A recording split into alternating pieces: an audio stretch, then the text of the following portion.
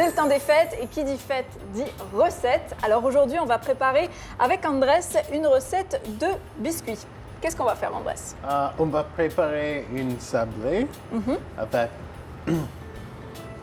des noix. Des noix de pécan. Et on va aussi préparer des bananes pour l'accompagner. So, on a besoin d'une tasse et 2 tiers. Et on a besoin de demi-tasse de sucre. On va ajouter le beurre.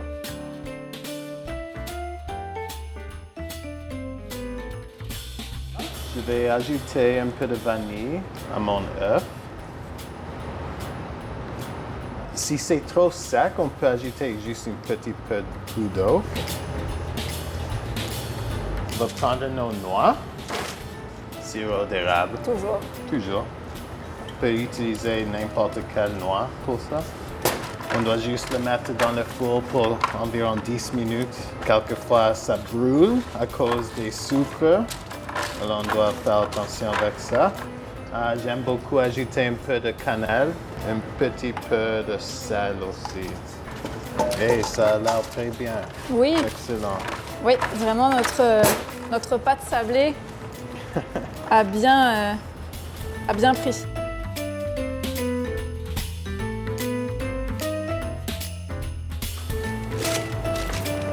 Et on peut mettre comme ça. Quand le biscuit va cuire, il va dégager de l'humidité. Et si on fait des trous, justement, cette vapeur, elle va un peu plus s'évaporer. Et donc, le biscuit va cuire plus vite et sera bien sec. Parce que là, on veut quand même un gâteau assez sec vu que c'est un sablé, en fait.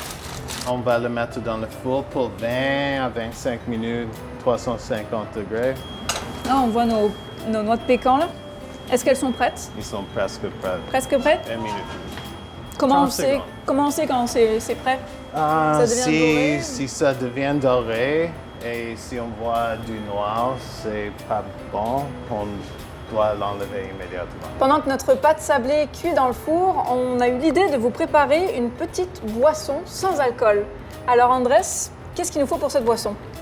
On a besoin du jus au cranberge, ginger ale. Le jus d'orange, mais on a aussi les cranberges frais. Si on a un peu de citron, on peut ajouter un peu de cela aussi.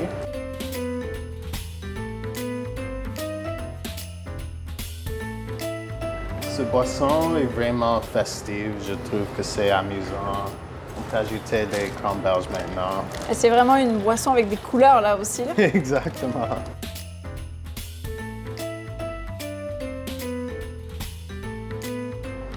Ça a l'air comme un sapin, alors c'est parfait.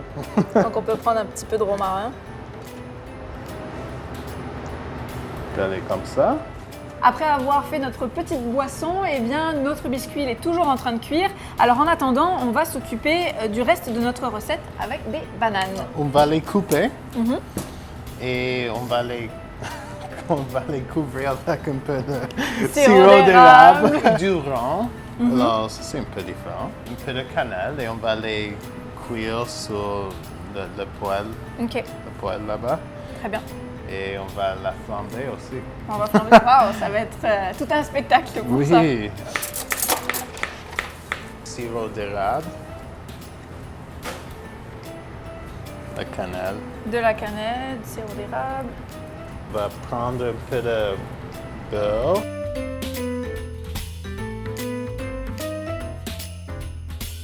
Et on va ajouter le rhum.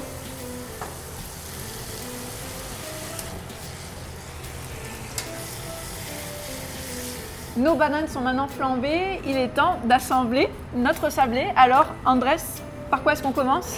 On va commencer avec le sablé. On peut le garder dans un morceau, mais j'aime les petits bouchées. On va les mettre ici. Ah oui, c'est vrai qu'avec une petite crème glacée, là, ça serait bon. Crème glacée en eau, Oui, ça serait excellent. On peut ajouter un peu de cannelle juste. Est-ce qu'on va goûter? Allons-y, on peut goûter. Cheers! Cheers.